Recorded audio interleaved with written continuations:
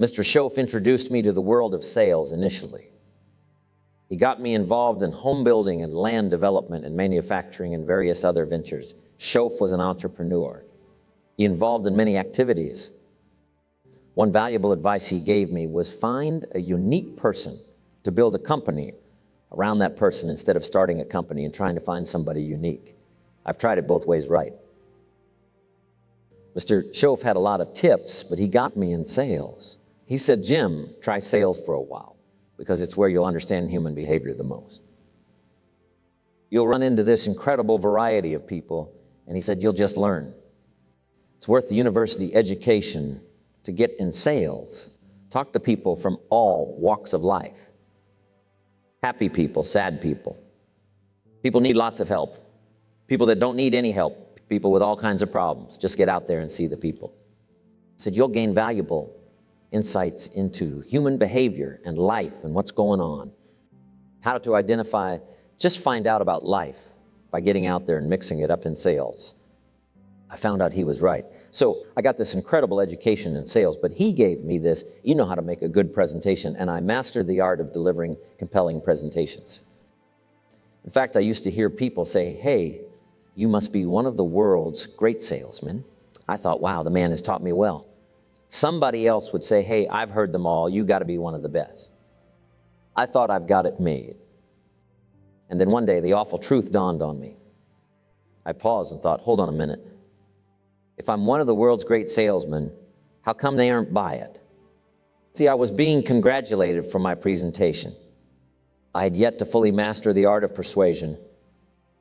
There's something interesting to keep in mind, and that is there's a distinction between making a presentation and mastering the art of persuasion. First, you learn to make a presentation. The next step, you learn the art of persuasion, because I got a little faked out on this at first. So, there's a difference between presentation and persuasion. Back in ancient times, there were two exceptional speakers, Cicero, a Roman, and Demosthenes, a Greek. Both were renowned orators, but the distinction between them was evident. It was said of Cicero, when he spoke, everybody said, what a great speech. On the other hand, when Demosthenes spoke, everybody said, let us march. It's not just about convincing, it's about connecting at a soulful level. This passion becomes the fuel that propels your ideas forward, making them not just words, but a force that can move mountains. And that's the difference between presentation and persuasion. And if you haven't picked up this phrase yet, let's make sure it's clear now. Results is the name of the game. If I can persuade you for results, some people teach so that others can learn. Some people teach for others to use. Hopefully, I fall in the latter category. I don't want to know you're great on this stuff 1 year from now. I want to read your bank balance 1 year from now, your style, your language, the changes, the results, both the tangible and intangible improvements.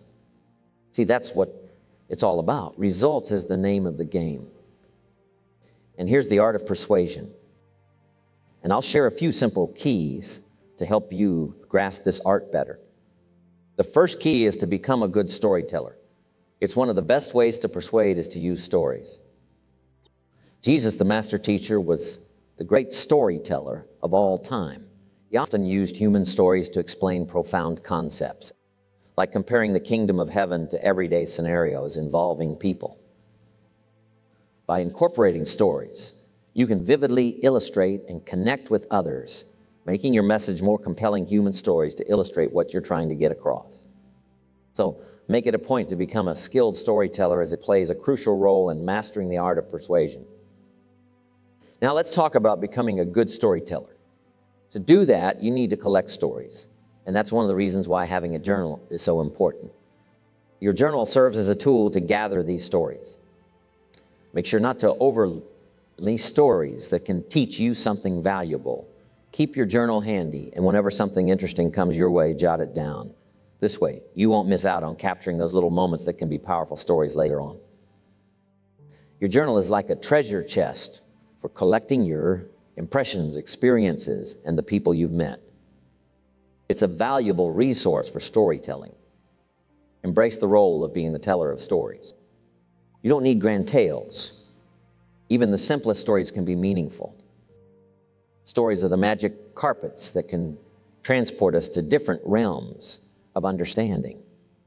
When you share your narrative with sincerity, it becomes a bridge connecting your experiences to the hearts of those listening. Remember, a well-told story is a journey that everyone wants to take. Having a daily journal doesn't necessarily mean you have to write in it every single day, but it does mean you should always have it with you. Let me share a story to explain what I mean. I remember when I was a tiny kid, and I decided it was time to learn how to ride a bicycle. Even though my feet couldn't reach the ground, I thought, I can ride one of those things. I'm just little. I realized I needed two things to make it happen. So here's the thing. I thought if someone holds the bike steady for me, helps me get on, and gives me a little push, I could totally ride it, you know? I knew getting off was simple. Just fall off easy as that. I've got that part down, but the trick was figuring out how to start riding. I realized that with a little support, I could make it happen. Now, you don't need a big, fancy story to make a point. That's the beauty of it. Just be a storyteller. It doesn't have to be complicated. A simple story can get the message across. Even the smallest tales can convey important lessons. Let me share a quote I found from Bernard Shaw. He said, "People are always blaming their circumstances for what they are. I do not believe in circumstances. The people who get on in this world are the people who get up and look for the circumstances they want. And if they cannot find them, they make them." Next, the art of persuasion is don't exaggerate. It's important not to exaggerate and to handle the facts correctly. Credibility is crucial, and misusing facts can harm it. If something is 100, say it's 100. If it's 500, say it's 500. Being accurate and sticking to the facts meticulously strengthens your credibility. Here's another one, the art of persuasion, oratory. And if you're not involved in sort of speaking in public or to groups of people, you may not be so involved in oratory, but even in personal conversation, really public presentation is essentially an extension of personal conversation. Practicing public speaking is a lot like practicing how you talk with people in everyday conversations. They're not so different from each other. Whether you're telling stories on a big stage, chatting in public, or speaking in your office or with your team, it's all about being a good storyteller. The key is to carry that skill wherever you go. Learn how to get your point across one-on-one, just as important as one in a group. When you're always talking and chatting with people, turn it into a practice session. Now, oratory is just expressing yourself really well for a short period. Imagine it like a little burst of effective communication. For instance, in my evening seminar, when I come to the disease of attitude called complaining, it's in there. When I say spend 5 minutes complaining and you've wasted 5, and you may have begun what's known as economic cancer of the bone. Surely they will soon haul you off into a financial desert and there let you choke on the dust of your own regret. Now, that's a quick burst of oratory, you see. It's just something well said, well put together, and you just use it. One is for attention, of course. One is to get the point across. One is to cover what you're trying to cover, okay? But remember, you can't do that for a long time, like 30 minutes, right? You know, the attention span isn't that long, but oratory is good. Now let's talk about using quotes. Sometimes others express things better than you can. So become someone who collects and uses quotes to support what you want to say. Quotes can grab people's attention and make your words more powerful. Do you notice how you know you're just going along in conversation and you quote something? People just listen a little better when you quote. Whether it's a poem, a sentence, or saying quoting can be really effective in getting people to listen. It's really helpful in the art of persuasion. Getting attention, it also shows you've done your homework. You were really interested enough in your subject to gather up the quotes on the subject, so go ahead and use quotes. I even included them throughout the whole evening seminar. Benjamin Disraeli once said, "Nothing can resist a human will that will stake even its existence on the extent of its purpose." See, that's very well said. Write it down in your journal and then repeat them and rehearse them till they become part of you. And sure enough, you will find all kinds of uses for the stuff you've captured and practiced. The other day in Salt Lake City, I was giving a talk about the truth, and I remembered Churchill's quote, "The truth is incontrovertible. Malice may attack it, and ignorance may deride it, but in the end, there it is." It's a great quote, right? You could sit up all night and not think of that, right? I mean, that's great quotes. So learn how the quotes in the poems are just, they're heavy. They're good stuff, whether they're fun or serious. Just learn all the quotes, something you write yourself. Write it out and then rehearse it. If it sounds good, use them in your conversations. Quotes are the jewels in the crown of persuasion. They add sparkle and authority to your message. Quotes are the condensed wisdom of ages. I would remind you, whether drawing from the great minds of history or weaving your own gems, quotes elevate your persuasion game to new heights. Write down your thoughts on paper, then go over it till it takes root in your mind. And your heart starts to grow sure enough daily in conversation, all kinds of occasions. You'll have to quote something that you've written, a couple of verses of something, but use quotes. They're so good because some people have said it so well. And with practice, you can become skilled at expressing yourself in a way that gets your point across and covers the topic. So use quotes. They're helpful. The next one is learn how to paint pictures. Word 5, frame together. This means putting words together in a way that vividly describes something, adding color and depth to what you're saying. Learn how to paint pictures with words. Part of the art of persuasion is taking people on a word journey, a journey of words, descriptions. Now, part of those pictures develop as you grow older and gain more life experience. It's a natural part of growing up.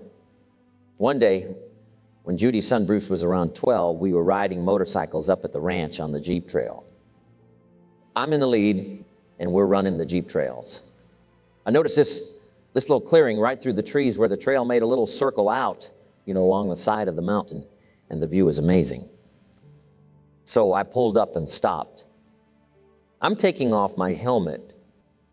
I'm looking at this view. It is spectacular. The colors, it's around 5 o'clock in the evening, and the colors are gathering in the valley below this little river running through the valley. The cattle are down there grazing the mountains in the distance, the trees, the colors, the mountains, everything looked fantastic. And I'm drinking in this scene, and Bruce comes flying up on his motorcycle right up behind me, stops, gets off, takes off his helmet. He's pulling off his gloves and walked over. I said, "Bruce, look at this view. Isn't it amazing?" He glanced at the view, then looked at his watch and said, "We should go. We might be late." And I thought, okay, why doesn't this view affect him like it affects me? I'm stunned by the colors and what's happening. And then I realized he's only 12. You see, when you're 12, you've only got 4 or 5 colors on your palette to paint pictures. You just don't have very many. Imagine a canvas where your words become brushstrokes, painting vivid pictures in the minds of your audience. Visualization is a potent tool in the art of persuasion. Create mental images that inspire and motivate, I would advise. These images become a beacon guiding others towards a future you've eloquently described. But sure enough, as you grow older and gather more experience, you start to see a better variety of colors on your palette, different shades of green and blue, as the colors begin to expand and transform. When you become skilled at using these colors to paint pictures in people's minds, see, that's when things can really start to take shape, learning how to paint pictures, how to tell the stories, how to get the ideas across, how to get to the heart of the matter.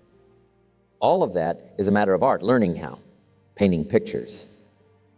Next, logic and reason form the pillars upon which a persuasive argument stands tall. Your ideas need a sturdy structure, one built on clear reasoning. Logic is the language of the mind, and reason is the navigator, I would say. Let your words be the guiding light that leads others to the shores of understanding. Identification is a key element in the art of persuasion. To truly influence others, you must first empathize with them. Walk in their shoes, understand their dreams and challenges. To influence others, you must first understand and respect them, I would tell you. It's in the shared understanding that bonds are forged, and the foundation for effective persuasion is laid. Here's another part of the art of persuasion that is straight talk. Being straightforward, we've all used the expression, it's a good expression, let's tell it like it is. Almost everybody's willing to say level with me. and we can all use straight talk. Here's the next one challenge people. Often respond well to a challenge because it makes them think, can I do it? I'm not sure. All you need to do is present that challenge to me, right? So I bet you can't make another $1 million in the next 2 months. How much we got riding on this, right? I mean, that's all I want to know, right? What is the bet? We all respond to a challenge. We all respond to doing something. We'll see if we can do it.